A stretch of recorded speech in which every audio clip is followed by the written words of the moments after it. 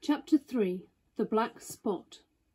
About noon I stopped at the captain's door with some cooling drinks and medicines. He was lying very much as we had left him, only a little higher, and he seemed both weak and excited. "Jim," he said, "you're the only one here that's worth anything, and you know I've always been good to you. Never a month but I've given you a silver fourpenny for yourself, and now you see, mate, I'm pretty low, and deserted by all, and Jim, you'll bring me one noggin of rum now, won't you, matey?" The doctor, I began, but he broke in cursing the doctor in a feeble voice, but heartily. "Doctors is all swabs," he said, "and that doctor there, why, he know nothing about seafaring men. I've been in places hot as pitch, and mates dropping round with yellow jack, and the blessed land a-heaving like the sea with earthquakes. What do the doctor know of lands like that? And I've lived on rum, I tell you. It's been meat and drink and man and wife to me, and if I'm not to have my rum now, I'm in poor old hulk on a lee shore. My blood'll be on you, Jim, and that Dr. Swab." And he ran on again, for a while, with curses. "Look, Jim, how my fingers fidges," he continued in the pleading tone. "I can't keep 'em still, not I. I haven't had a drop this blessed day. That doctor's a fool, I tell you. If I don't have a drain of rum, Jim, I'll have the horrors. I've seen some of 'em already. I seen old Flint in the corner there behind you. As plain as print I seen him, and if I gets the horrors, I'm a man that has lived rough, and I'll raise Cain. Your doctor hisself said one glass wouldn't hurt me. I'll give you a golden guinea for a noggin, Jim." He was growing more and more excited, and this alarmed me for my father, who was very low that day and needed quiet. Besides, I was reassured by the doctor's words, now quoted to me, and rather offended by the offer of a bribe. "I want none of your money," said I, "but what you owe my father. I'll get you one glass and no more." When I brought it to him, he seized it greedily and drank it out. "Aye, aye," said he, "that's some better, sure enough. And now, matey, did that doctor say how long I was to lie here in this old berth?" "A week at least," said I. "Thunder!" he cried. "A week! I can't do that. They'd have the black spot on me by then. The lubbers is going about to get the wind of me this blessed moment. Lubbers as couldn't keep what they got, and want to nail what is another's. And is that seamanly behaviour now, I want to know? But I'm a saving soul. I never wasted good enough money of mine, nor lost it either. And I'll trick 'em again. I'm not afraid of 'em. I'll shake on another reef, matey, and I'll daddle 'em again."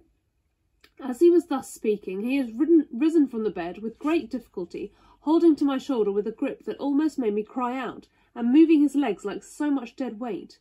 His words, spirited as they were in meaning, contrasted sadly with the weakness of the voice in which they were uttered. He paused when he had got into a sitting position on the edge. "That doctor's done me," he murmured. "My ears is singing. Lay me back." Before I could do much to help him, he had fallen back again to his former place, where he lay for a while silent. "Jim," he said at length, "you saw that seafaring man to-day?" "Black dog?" I asked. "Aye, black dog," says he. "He's a bad un, but there's worse that put him on. Now, if I can't get away nohow, and they tip me the black spot, mind you, it's my old sea chest they're after. You get on a horse. You can, can't you?" "Well then, you get on a horse and go too. Well, yes, I will, to that eternal Dr. Swab, and tell him to pipe all hands, magistrates and such, and he'll lay 'em aboard at the Admiral Benbow, all old Flint's crew, man and boy, all on 'em that's left. I was first mate, I was, old Flint's first mate, and I'm the only one as knows the place.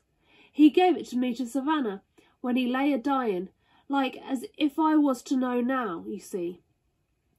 But you won't peach unless they get the black spot on me, or unless you see that black dog again, or a seafaring man with one leg, Jim, him above all."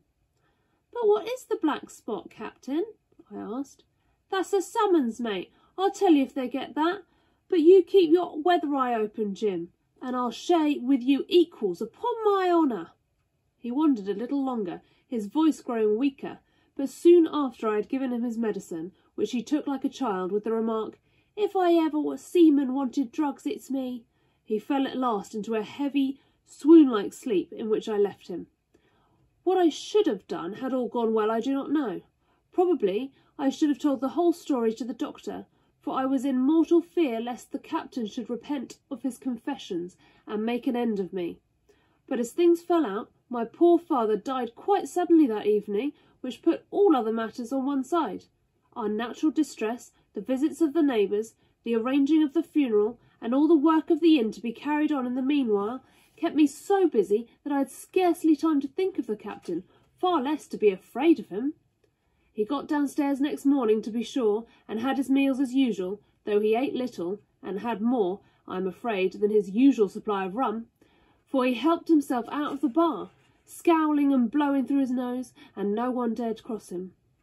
On the night before the funeral he was as drunk as ever, and it was shocking in that house of mourning to hear him singing away at his ugly old sea-song, but weak as he was, we were all in fear of death for him, and the doctor was suddenly taken up with a case miles away, and was never near the house after my father's death. I have said the captain was weak, and indeed he seemed rather to grow weaker than regain his strength. He clambered up and down stairs, and went from the parlour to the bar and back again, and sometimes put his nose out of doors to smell the sea, holding on to the walls as he went for support, and breathing hard and fast like a man on a steep mountain. He never particularly addressed me, and it is my belief he had as good as forgotten his confidences, but his temper was more flighty, and, allowing for his bodily weakness, more violent than ever.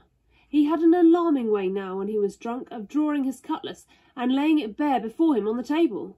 But with all that, he minded people less, and he seemed shut up in his own thoughts and rather wandering. Once, for instance, to our extreme wonder, he piped up to a different air, a kind of country love song, that he must have learned in his youth before he had begun to follow the sea. So things passed until, the day after the funeral, and about 3 o'clock of a bitter, foggy, frosty afternoon, I was standing at the door for a moment, full of sad thoughts about my father, when I saw someone drawing slowly near along the road. He was plainly blind, for he tapped before him with a stick, and wore a great green shade over his eyes and nose, and he was hunched, as if with age or weakness, and wore a huge old tattered sea-cloak with a hood that made him appear positively deformed. I never saw in my life a more dreadful-looking figure. He stopped a little from the inn, and, raising a voice in an odd sing-song, addressed the air in front of him. "Will any friend kind inform a poor blind man who has lost the precious sight of his eyes in the gracious defence of his native country, England, and God bless King George, where or in what part of this country he may now be?" "You are at the Admiral Benbow, Black Hill Cove, my good man," said I. "I hear a voice," said he, "a young voice. Will you give me your hand, my kind young friend, and lead me in?"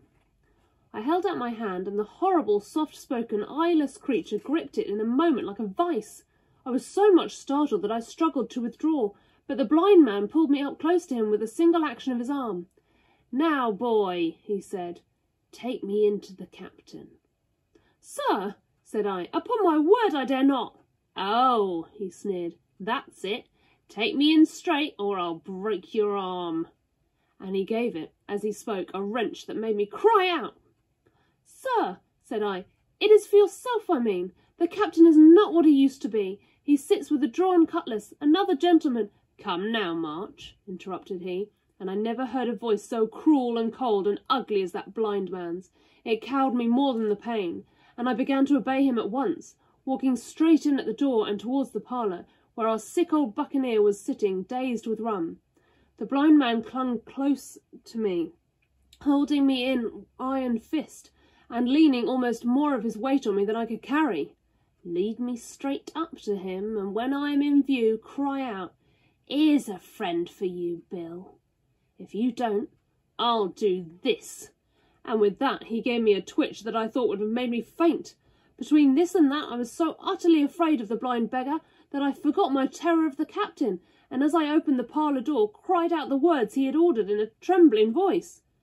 The poor captain raised his eyes, and one look and the rum went out of him, and left him staring sober.